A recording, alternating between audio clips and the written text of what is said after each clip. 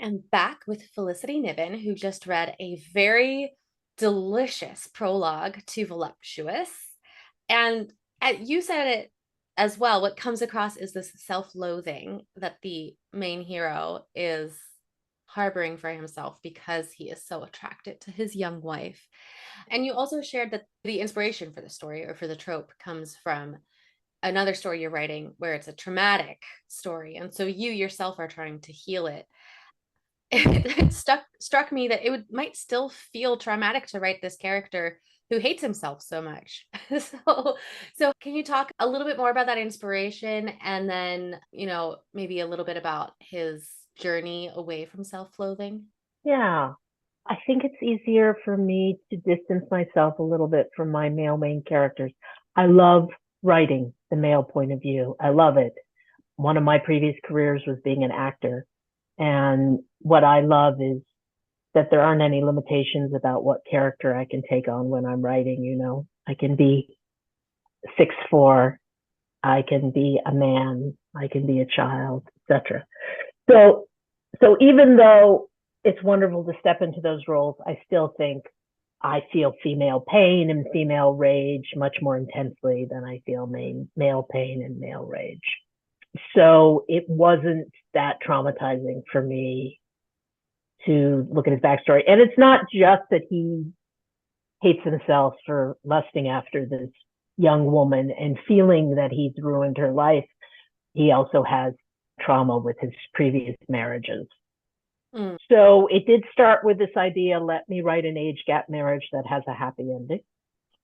And Oliver is based on the first crush I had as a child on an adult man, not my father's best friend, honestly, not a real person, a character.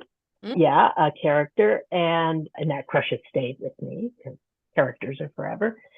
And Henrietta is based on just one of the loveliest, most wonderful, sweet, caring women that I know. And I felt I got to give I got to give the gift of this beautiful, loving woman, which is exactly what this man needs to this guy. So it felt, you know, I know I'm creating this, but it felt really good to Yeah. finally bring them together in the story. And there's a lot, even before they realize that they are romantically attracted to each other, romantically attached to each other, there's a lot of healing she does for him with his son. So it's a feel good story, even if the male main character doesn't like himself very much. He comes Yeah. to Well, like himself. That's what your question was about. It was about what was the journey to get him out of his self-loathing. It's really that being around someone who is joyous and treats you well and respects you and changes you. It does change you. You can see yourself through somebody else's eyes and suddenly you see yourself in a little bit more of a positive light. So yeah. love. Well, and you mentioned that one of your previous careers was acting. Yes. Um, how have your previous lives informed you as a writer? Well, when I write, I do really get into the character's head.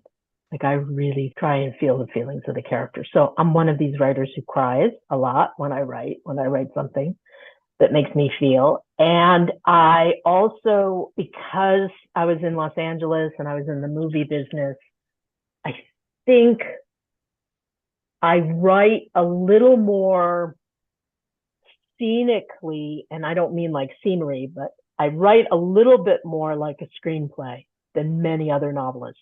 Now, I love the format of a novel, and that's what I grew up reading, of course, as we all did. So I love that I can get into the character's head and it doesn't have to be a clunky voiceover and I get to get in there and dwell in the thoughts. But I spend a lot less time in characters' thoughts than a lot of other romance novelists. I spend a lot more time with dialogue and with action. And so I think, part of that comes from being in the movie business for Yeah. 13 years that that I do a little bit more of that in my writing. And is that also part of how your muse delivers stories to you? Do you like hear dialogue and that's what pulls you in or? I see the scene. Yeah, the scene plays in my head. Yeah, I see Yeah. a scene. Yeah, yeah.